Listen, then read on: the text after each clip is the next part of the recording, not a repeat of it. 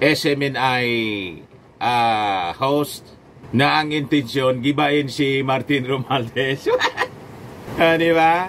At confirm din mga kababayan kung sino yung mga grupo ng mga retired generals na una nang binulgar po ni General Browner na nasa likod ng distab.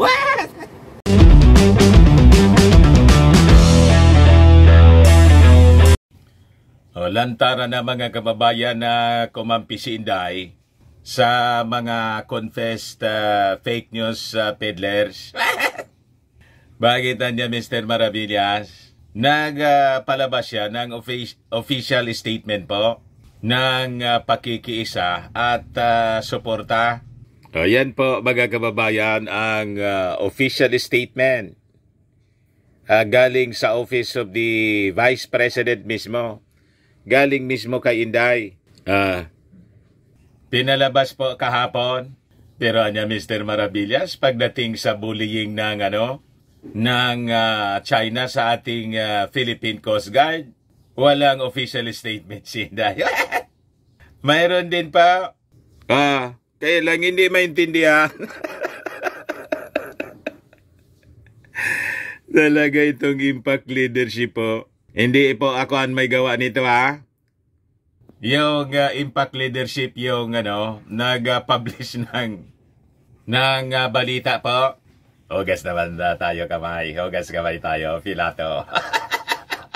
Ayan po. Top government officials on China's latest aggression against Philippine vessels in WPS. Si Inday po, nakasulat sa Chinese. Baka joke lang naman po ito ng impact leadership. Kasi sa totoo lang, wala man pong statement si Inday.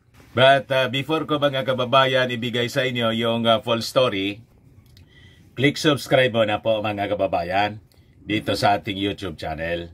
And hit the notification bell para lagi po kayong updated sa mga kaganapan dito sa ating bansa. Like and share na rin po ninyo ng ating video. At huwag na rin po ninyo mga kababayan na skip yung ating mga commercial ads para tuloy-tuloy ang pag-unlad ng Bagong Pilipinas. Sa mga naghanap pala po ng malinis and spacious fitness gym, bumisita lang po kayo sa aming Colossal Fitness Gym.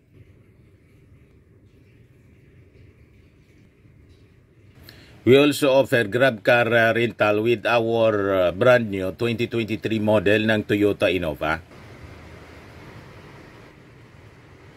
We also accept booking for those who are planning to travel via PAL, Cebu Pacific, and other airline companies, local and international, and bills payment po for Meralco bills, PLDT, etc. Ang Colossal Fitness Gym ay matatagpuan sa 3rd floor ng Security Bank Building, Lanco Business Park, Legazpi City, Albay. For inquiries, look for Jilon Maravillas. Contact number 0966-802-0949.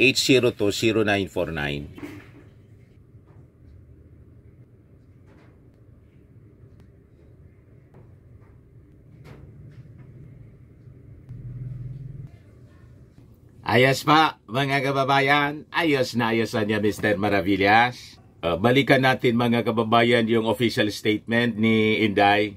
Talaga niya Mr. Maravillas, kumampi siya sa mga confessed fake news peddlers. Kumampi po. Nagpakita na ng tunay na kulay. Sa bagay, alam naman natin mga kababayan, matagal na kung ano yung tunay na kulay nila. Pero ngayon, at least, sila mismo yung nag-confirm. Ito yung pinalabas niya kahapon, mga kababayan. Assalamualaikum, sabi niya. Maraming salamat sa lahat ng mga Pilipino na sumusuporta at nakiisa sa laban ni na Dr. Lorraine Badoy at Jeffrey K. Eric Celis. So with this statement, mga kababayan ni Inday, confirm kung sino yung nasa likod sa paninira mga kababayan ng Kongreso, kung sino yung utak mga kababayan sa likod ng mga false accusation ng dalawang SMNI host na ang intensyon gibain si Martin Romualdez. Di ba? At confirm din mga kababayan kung sino yung mga grupo ng mga retired generals na una nang binulgar po ni General Browner na nasa likod ng distab. Di ba mga kababayan? Yun ang ibig sabihin nitong statement ni Inday. Kahit hindi niya sabihin, yun po ang ipinapahiwatig. Di ba? So dapat na niya talaga, Mr. Maravillas, mag-ingat yung ating Pangulong Bongbong. Matagal na natin pong sinasabi. Lalo na ang barkada nila po, si Elo Garci, na may reputasyong ganon, mga kababayan. Sabi rito, noong December 5, ikinulong sina Dr. Badoy at Ka Eric sa House of Representatives. Matapos na sila ay manindigan para sa ating karapatan na malayang makapagpahayag at sa malayang pamamahayag. Hindi po kasama sa freedom of the press yung paninirang puri at pagpapalaganap ng fake news. I must know kasi po napakatagal ko po sa profesyong ito. I am a journalist and KBP member, mga kababayan, for close to 40 years. Hindi yon kasama sa karapatan namin yung manira sa kapwa. Tama po. Kaya nga po may batas laban sa libel and cyber libel po. Pero hinahangaan po ni Inday ang confess na fake news peddlers. Inamin niya po sa harap ng Kongreso. Sabi niya, kahanga-hanga ang tapang at tatag na ipinamalas ni na Dr. Badoy at Ka Eric para ipaglamang ang ating karapatan at itaguyod ang ating saligang batas. Yung mismong saligang batas po, yung violate ng dalawa, sabi doon sa investigation, nadamay nga pati yung nadamay pati po yung SMNI, tambak yung violations. Hindi lang yung franchise ng SMNI, yung KBP Code, pati mga kababayan yung konstitusyon. Sabi yan po ni Representative Migs Nograles na kababayan ni Inday. So sabi niya, una nang nagpakita ng katapangan at karapatan sa bayan sina Dr. Badoy at Ka Eric bilang bahagi ng matagumpay na kampanya ng Duterte administration laban sa terorismo ng insurgency o insurhensya sa ilalim ng National Task Force to End Local Communist Armed Conflict. Kinikilala natin ang mga magigiting na retired Philippine Military Academy alumni at mga dating miyembro ng Armed Forces at of the Philippines na naglabas ng matapang na panawagan para sa pagpapalaya ng dalawa. Nag-manifesto kasi mga kababayan yung mga retired generals. Kasama doon si Esperon. So this is statement, mga kababayan, just confirmed nung sinabi ni Browner na may mga retired generals po na kakampi nila na ang sabi, nagbabalak po ng hindi ka nais-nais laban sa administrasyon. Paano naman niya, Mr. Maravillas? Di ba ginatungan ni Maudig's? Yan nga po. Pero biglang deny si Maudig's. So ito po yung confirmation, mga kababayan, na may mga grupo talaga sila. So sabi niya, ang panawagan ng PMA alumni at mga kawal ng Armed Forces ay paalala rin sa kahalagahan ng kaayusan, integridad at maayos na pamahalaan. Malinaw po na nagpaparinig si Inday sa kanyang official statement. Maraming salamat din sa pagkakaisa ng mga kasapi ng media, social media practitioners, professionals, IP leaders at iba pang sektor na naging instrumento para mapalaya sina Dr. Badoy at Ka Eric. May kapangyarihan ang bayang nagkakaisa para sa pagsulong ng ating karapatan, para sa katarungan, katotohanan at sa pagtatatag ng mapayapa at matibay na bayan. Syukran. Sara Duterte, Vice President of the Philippines, Secretary of the Department of Education. So kung ano-ano, mga kababayan, ang pinagkakaabalahan ni Inday, kaya nangungulilat yung DepEd. Di ba po? Di ano niya Mr. Maravillas with the statement ni Inday. Alam na ng ating Pangulong Bongbong Marcos kung ano yung gagawin po. Pag si President Bongbong Marcos, mga kababayan, hindi na na-invite si Inday sa cabinet meeting, alam na po ang ibig sabihin. Lalo pa kung sa susunod na biyahe, foreign trip ng ating Pangulong Bongbong Marcos, hindi na po si Inday yung caretaker ng ating gobyerno. So, aabangan natin mga kababayan yung mga magiging future actions ng ating Pangulong Bongbong. Meantime, magmasid muna tayo po. Pag nangyari yon, nag-ibig sabihin, tuluyan na pong nawasak yung unit team.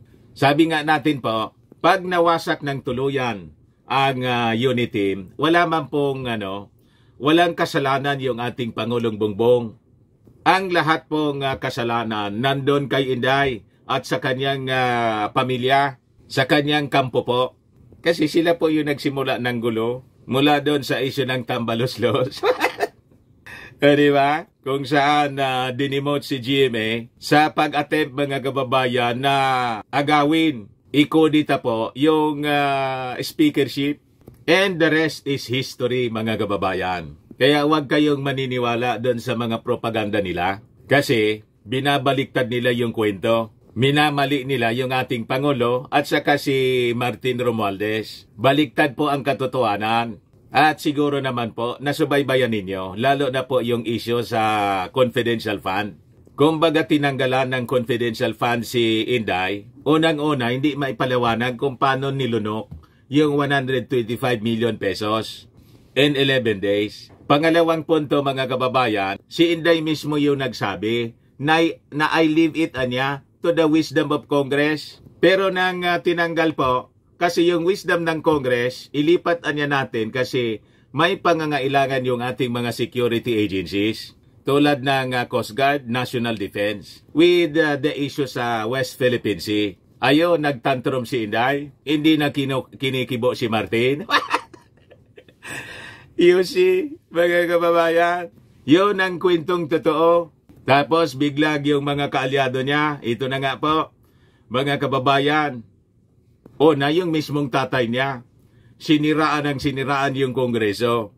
Tinawag na bulok, the most rotten institusyon. At tinakusahan si Martin, mga kababayan, na nag-aambisyo na magpangulo. Kung saan, wala mang ganong statement po si Martin. Hindi man po kumikibo si Martin habang inaaway ng mga Duterte. Tapos ito na nga po, yung issue sa 1.8 billion travel expenses daw ni Martin na napag-alaman mga kababayan sa congressional investigation. Fake news pala po. Inamin mismo po ni na mali. Hindi totoo. Inamin ng dalawa. Lalo ni Ka Eric po. Tapos dito kumampi mga kababayan si Inday. What? You see? Pero anya Mr. Maravillas, ano yung pinakita mong statement ng mga top officials na yung si Inday, Chinese character yung nakalagay? Ito po siya.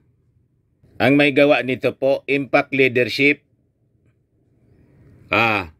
Nakita ko lang ito mga kababayan na pakalat-kalat sa timeline ko. Sabi diyan, top government officials on China's latest aggression against Philippine vessels in WPS. Sabi ni Mig Zubiri, Senate President, I urge President Ferdinand Bongbong Marcos Jr. to send the current Chinese ambassador home. He has done nothing to address the continued attacks of his government on our troops and on our people. Si Speaker Martin Romualdez naman po, sabi niya, we demand that Beijing take immediate and concrete actions to cease these aggressive activities and uphold the principles of international law. The Philippines stands firm in its sovereignty and jurisdiction over Bajo de Masinloc in its territorial sea. We will not be intimidated nor will we stand down in the face of these unwarranted and illegal actions. Pero si Inday po, hindi maintindihan yung isinulat ng impact leadership. nakasulat po sa Chinese characters. Bakit naman niya Mr. Maravillas ganyan? Actually, sa tingin ko po, pang-asar na lang naman po ito ng ng impact leadership. Pero makahulugan ang ibig sabihin po. Kasi sa totoong buhay, wala man pong statement si Inday.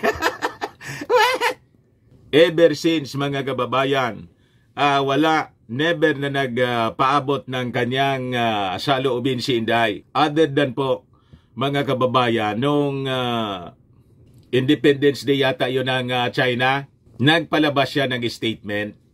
Pero, sa salitang Chinese, yan lang po mga kababayan. Pero dito sa issue ng West Philippine Sea, never na nagpalabas ng statement kung ano yung kanyang stand mga kababayan dito. Kaya alam na ng mga mamamayang Filipino kasi kung ano yung saloobin ni Inday. Di ba? But anyway, choice niya yan mga kababayan. Sa 2028, tayo po yung magdidesisyon siyempre. Ayan man lang po, mga kababayan, baka lang gusto ninyo itong itry. Firmax Firming and Lifting Cream. Pinapahid po sa mga pulses in affected area. Mainam po sa paninigas ng mga kaso-kasoan. Ito naman po, Automax Radiant Serum. Sa mukha naman yung application. Anti-aging po siya. You will look 10 years younger than your age. Sa mga cancer patients naman po, baka lang gusto ninyo itong itry. Ning siya Red Mix Fruit Drink. Hindi man po siya gamot, food supplement siya. Kaya lang, gawa siya mga kababayan sa goji berry. Yung goji berry may anti-cancer properties. Ayos pa, yung mga inquiries ninyo po, dumiretso na lang kayo sa aming messenger sa Facebook para masagot namin agad. Ako po si Dante Maravillas. Bye-bye po. God bless.